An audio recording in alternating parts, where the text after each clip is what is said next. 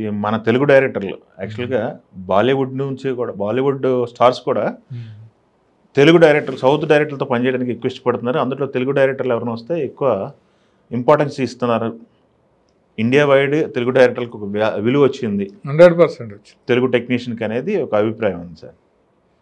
ఆ మాట నిజమే కదా? నిజం. అంటే ఇప్పుడు బాహుబలి అనే సినిమా వల్ల ప్రపంచ మార్కెట్ వచ్చింది. అది ప్రతి హీరో దాన్ని ఇన్స్పిరేషన్గా తీసుకుని ఆ సినిమాని గురించి మాట్లాడడం, అలాంటి సినిమాలు చేయాలని అనుకోవటం, ఆ డైరెక్టర్ దొరికితే యాక్ట్ చేద్దాం అనిపించడం, ఇవన్నీ అది గొప్పతనమే కదా మనకి. అది ఆ అచీవ్మెంట్ రాజమౌళి గారిని డెఫినెట్గా మెచ్చుకోవాలి ఆ విషయంలో. ఎందుకంటే చొరవ తీసుకున్నది ఆయన, తర్వాత చాలామంది చేశారు. ఫస్ట్ చొరవ తీసుకుని కష్టపడి తన కెరీర్ అంతా పణంగా పెట్టి ఒక 3 ఏళ్ళు 4 ఏళ్ళు ఒకే ప్రాజెక్ట్ మీద, ఇప్పుడు సపోజ్ ఆ ప్రాజెక్టు కానీ అటు ఇటు అయితే కెరీర్ అంతా పోయినట్టే కదా. సో అంత రిస్క్ చేశాడు కాబట్టి ఆయనకి వర్కౌట్ అయింది. Super sir. అది ఇండస్ట్రీకి కూడా వర్కౌట్ అయింది. అవును, అంతే ఒక దారి పడింది. అవును, సూపర్ సార్. ఏంటి సార్ మీ డార్లింగ్ సినిమా చేస్తున్నప్పుడు ఎలా ఉండేవాళ్ళు, ఏంటి కథ, ఇప్పుడు ఏమన్నా ఎలా ఉంటుంది ఆయన కలిసినప్పుడు? ప్రభాస్ గారు ఆయనతో 2 సినిమాలు చేశాను. పర్ఫెక్ట్ ఒకటి, మిర్చి కదా. అంటే బేసిక్గా గుడ్ హ్యూమన్ బీయింగ్ ఆయన, చాలా మంచోడు.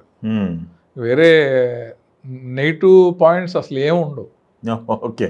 హెల్పింగ్ నేచర్ ఉంటుంది, కష్టపడే తత్వం, మంచిగా ఉండటం. నేను అబ్జర్వేషన్లో చూసింది అదే ఆయన్ని. సో ఎక్కడున్నా మనం కలిసినా కలవకపోయినా ఆయన మీద ఉన్న ఒపీనియన్ అదే. లేకపోతే ఇప్పుడు కృష్ణరాజు గారు చనిపోతే పెదనాన్న ఆయన 10 కోట్లు ఖర్చు పెట్టి 10 రకాల నాన్ వెజిటేరియన్లతో అభిమానులందరికీ ముందు వెనక ఆలోచించకుండా భోజనం పెడదాం అనే అంత విశాల హృదయం ఎవరికైనా ఉంటుందా? నేను చాలా ఇంప్రెస్ అయ్యాను ఆ విషయం. అవును, ఇక్కడికి వెళ్ళిపోయి ఇప్పటికి ఎంతమందికి భోజనాలు అన్నీ తనకు తోచిన హెల్ప్, క్యాష్ కూడా ఎవరైనా వెళ్ళి అడిగితే ప్రాపర్ ఛానల్లో ప్రాపర్ రీజన్ తోటి వెళ్తే డెఫినెట్గా హెల్ప్ చేస్తున్నాడు.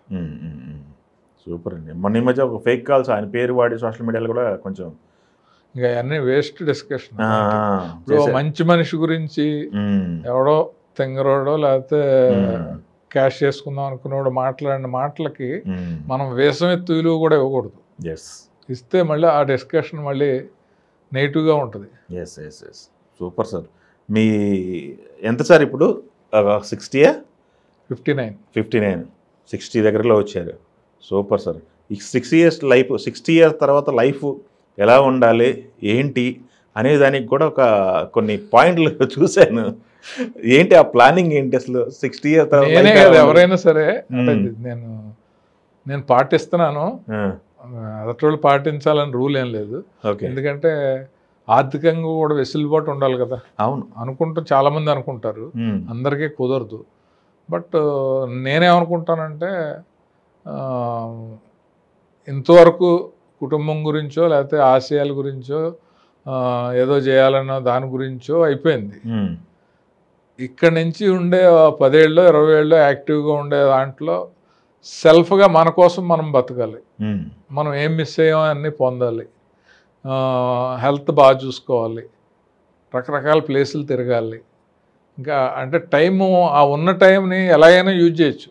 ఇప్పుడు మళ్ళీ నేను వెళ్ళి ఇంకొక 20 సినిమాలు 30 సినిమాలు చేశాను, లేకపోతే ఏదో 1 కోటి రూపాయలు డబ్బులు సంపాదించాను అని కాకుండా ఇంతకాలం మనం చేసిన దానికి మన కోసం మనం ఎప్పుడు బతుకుతాం, మన కోసం మనం ఎప్పుడు ఖర్చు పెట్టుకుంటాం. మనకంటూ ఓల్డ్ ఏజ్లో ఒక గోల్డ్ హోమ్, మనుషులు ఇష్టపడేవాళ్ళు. ఇప్పుడు మార్కెట్ ఉన్నంతసేపు మనుషులను లెక్క చేయకుండా, మనుషుల్లా చూడకుండా మనం ఇష్టం వచ్చినట్టు వెళ్ళి సడన్గా వెళ్ళి నేను మంచోడిని అయిపోయానంటే ఎవడ ఒప్పుకోడు కదా.